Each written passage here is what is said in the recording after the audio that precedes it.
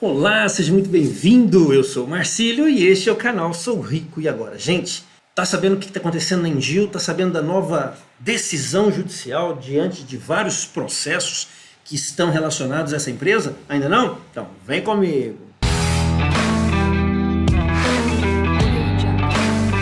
É muito tempo que eu não venho aqui no YouTube para conversar com vocês, né?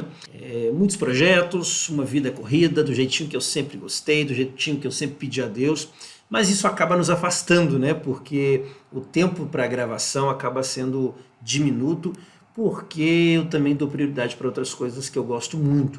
Mas ontem saiu uma decisão judicial e eu fui informado hoje que eu não poderia deixar de fazer esse vídeo para vocês. Eu não sei se vocês estão sabendo, mas existem diversas linhas de pensamento.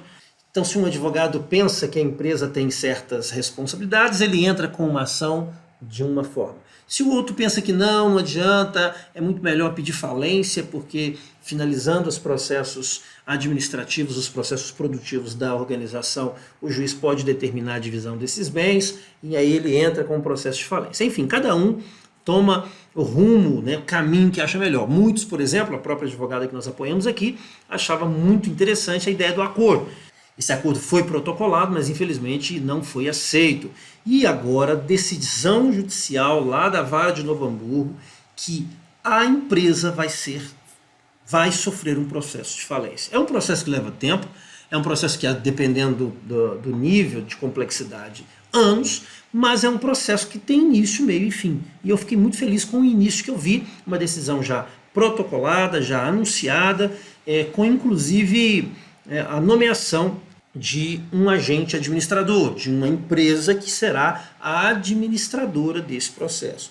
Olha que legal, dá uma olhadinha aqui. Estive conversando com alguns advogados hoje pela manhã e dei uma lida rápida aqui no processo, na decisão judicial, uma leitura dinâmica, mas que me fez refletir sobre algumas coisas. A primeira coisa que eu fiquei muito feliz foi essa decisão aqui. Vamos dar uma olhada? Ele já coloca aqui nas primeiras linhas da sua decisão a seguinte informação.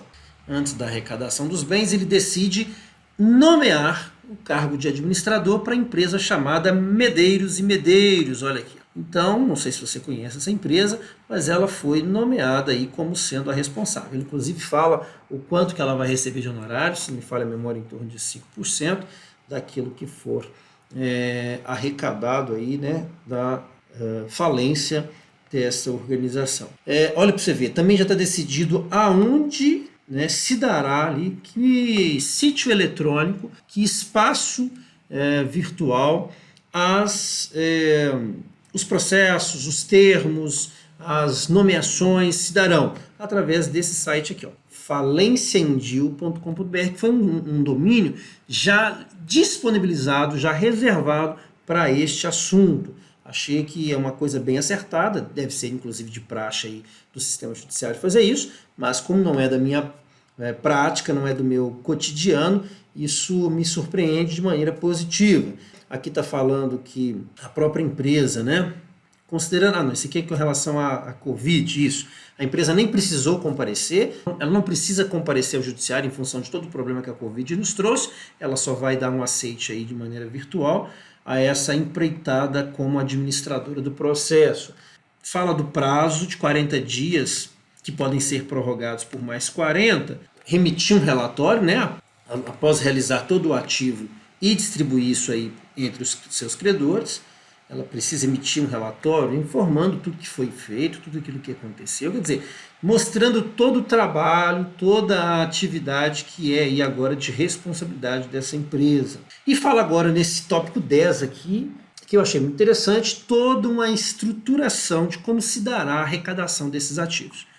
Como é que essa empresa deve proceder para que os ativos que estão no nome da Endil passem para a justiça, passem para uma conta que já foi inclusive aberta lá no sistema judiciário, para que a partir do momento em que tudo isso, a partir do momento em que se der por encerrado a procura e a listagem de todos os bens que estão diretamente relacionados à Endil, eu acredito que aí sim começa aí os pagamentos, né? A distribuição de quem é de direito. Ele fala aqui no item 10.2 que todo todo bem, inclusive os criptoativos, devem se tornar aí bens pecuniários na conta judicial. Aí a gente tem pontos de discordância, né? Os criptoativos a gente não concorda que eles deveriam ser vendidos agora, criptoativos que muitos deles foram comprados lá, sei lá, se bem que quando ela saiu, né, quando ela parou de operar, estava em torno de uns 20 mil, um pouco mais que está hoje, está 17, mas mesmo assim, a gente sabe que é um bem que já chegou a 40, 60, quase 70 mil há pouco tempo. Quer dizer, talvez valha a pena manter esses criptoativos em moeda virtual, para que depois aconteça aí a venda de uma maneira um pouco mais promissora, um pouco mais rentável, né? Mas enfim, a gente também tem a opinião de alguns advogados, de alguns inclusive contadores que fizeram cálculos, de que os bens que eles têm, exceto os criptoativos, já são suficientes para o pagamento desses aproximadamente 30 mil clientes. Então, se já tem bens, e agora com a decisão de que é possível sim entrar com processo de falência, a chance de receber, na minha opinião, aumenta-se consideravelmente. Um outro tópico aqui que eu vi interessante são os prazos mesmo para habilitação. A Indil tem, se não me engano, 5 dias para mostrar quem são esses credores. A Indil ela é obrigada também a passar a lista desses credores. Uma boa parte dessa base, desse banco de dados, já foi bem alimentada naquele processo de acordo. Eu acho que isso não seria tão difícil aí para a Indil. E aqui nesse item 12.4, fixo o prazo de 15 dias para habilitação e verificação eletrônica dos créditos diretamente ao administrador judicial no endereço eletrônico também já criado aí dentro daquela conta, né? falênciaindil.com.br. E esse domínio foi criado exclusivamente para isso, quer dizer, algo bem estruturado, bem planejado para que aconteça não só de forma legal, né, cumprindo aí o rigor da lei, mas que aconteça de maneira natural e que as pessoas que estão envolvidas, direta e indiretamente, se sintam realmente justiçadas e não o contrário, né? Então o juiz faz aqui uma série de orientações, principalmente à administradora deste processo de falência, mas também deu aqui algumas orientações aos demais envolvidos, como o caso dos credores.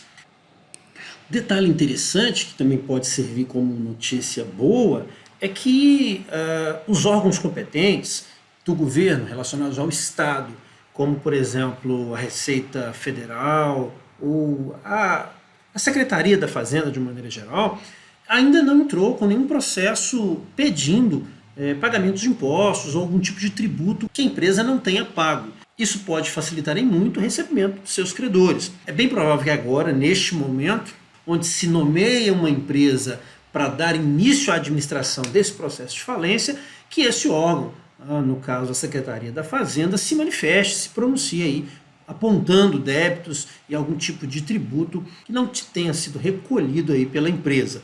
Enquanto isso não acontece, a gente precisa confiar e acreditar, a gente precisa acreditar que o melhor está sendo feito. Então fique atento, existem questões relacionadas aqui a protocolos judiciais que eu e você, né, pessoas comuns, pessoas que não são da área do direito, não têm tanto domínio, então vale a pena constituir um advogado, vale a pena ter alguém que te oriente e que faça todo esse serviço por você, para que você não perca talvez os prazos, não perca o caminho correto, a maneira como você deve conduzir esse processo, para que você também se habilite como credor e tenha muito em breve condições de, quem sabe, bancar aí um churrasco, bancar aí uma festinha e convidar nosso colega do lado de cá, né?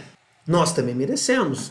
Afinal de contas, fizemos, trabalhamos, viajamos em prol da realização destes pagamentos. O processo ainda pode ser cansativo, doloroso, mas eu mais do que nunca acredito. Aliás, chegou o momento de eu ficar eufórico, feliz, animado, porém sempre com uma pulga atrás da orelha, sempre com um ponto de interrogação. Desta vez eu estou, confesso, bem mais otimista, bem mais animado, porque estou vendo na decisão judicial um caminho sem volta. Afinal, qual a intenção de um processo de falência se não dar a César o que é de César? Se não devolver aos seus credores aquilo que lhes é de direito.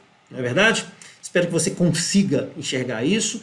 Fique atento. Não seja pego de surpresa, e também convidando você aí a divulgar esse vídeo, compartilha com aqueles que você conhece, que ainda não sabem dessa decisão, que ainda não constituíram um advogado, que não sabem como resolver esse problema, ou que às vezes até já deixaram para lá, desistiram. Eu acho que não é hora de desistir, é hora da gente arregaçar as mangas, continuar trabalhando, porque os resultados positivos estão por vir. Tá certo? Um forte abraço e até o próximo vídeo.